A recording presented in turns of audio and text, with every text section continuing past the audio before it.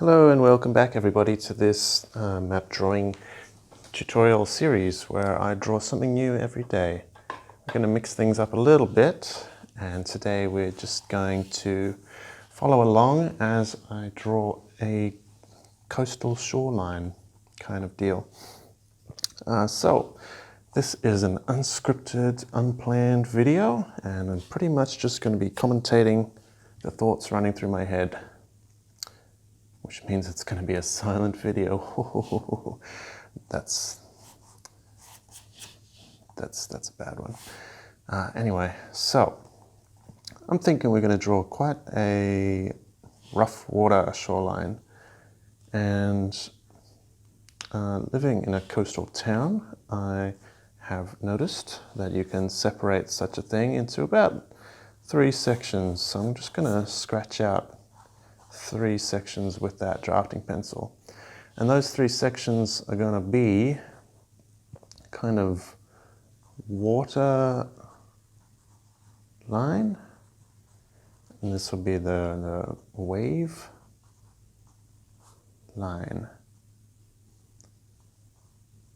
And then there's also another section we'll call the high tide line. Is this even in frame? I haven't checked. Oh, it's perfectly in frame. Good job.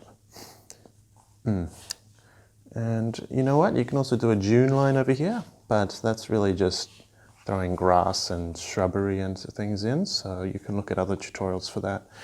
So we've kind of drafted out where we want our water line to be, our wave line, and our high tide line. That's going to be kind of a squiggly line, so will the wave line be. All of these will be squiggly indeed. But we'll start with the wave line. And this we're going to do, let me use this page as like a demonstration page. We're going to do like a cloudy line slash texture. And essentially, if you remember our grassy line, which is like this, we're going to upsize that to about this big and kind of kick up the randomness a notch. And we're also going to do the same thing as our grass. We're going to kind of overlap, but very sparingly overlap. And we're going to follow a line, not at all straight like I've drawn here. Why did I do that? I don't know. But just like a wavy line for our wave. So following that cloudy line style, just gonna boop, boop, boop, that all in here. And this is our oncoming wave and our sparingly applied second layer. And then what we can do on the back end of this wave, also sparingly, add in kind of back to the froth, because that's what we're drawing now, is the froth to the wave. I think it's slowly going to become evident to you all that I pretty much just recycle the same 3 lines in everything I draw. And then some kind of vertical lines sometimes help. Sorry, vertical is completely the wrong word.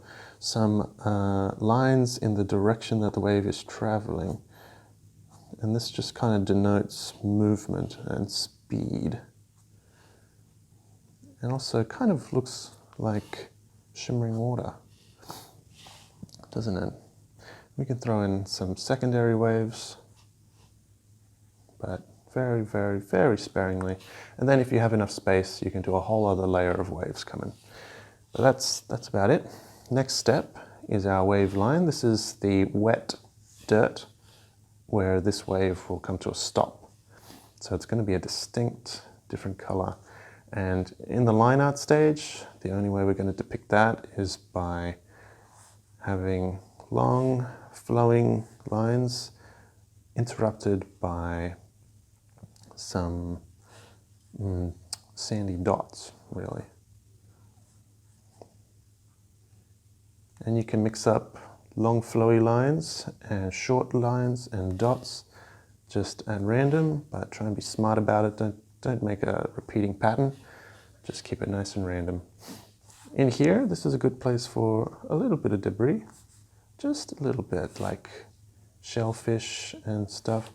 Oh, let's throw a starfish in there. That's cute. And then, speaking of debris, this is our high tide line, and that is going to be depicted by anything you can imagine washing up. I'm going to do some,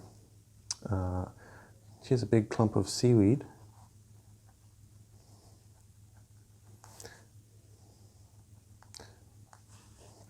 Here's a scattering of rocks, some shells, lots and lots of little dotty anythings. They could be anything. They're just a little something for the eyes to look at. And if you want to get fancy and draw like a real vine of seaweed, you can draw a line, top that line off with one little leaf, fill up one end with leaves,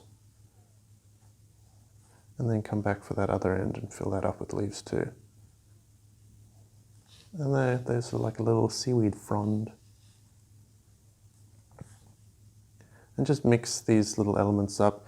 You can throw in some planks of wood from shipwrecks, and here's your obligatory plastic bag. And hey, there we are. And then, you know, a lot to make this look like a beach will come in with color. But even without any color, if you're just a strict black and white map guy, this does a pretty good job. So I hope that this lesson has been helpful to you all, and I hope that you will tune in tomorrow when I come back with another video. If you have any ideas for that video, please let me know in the comments. Okay, see you then.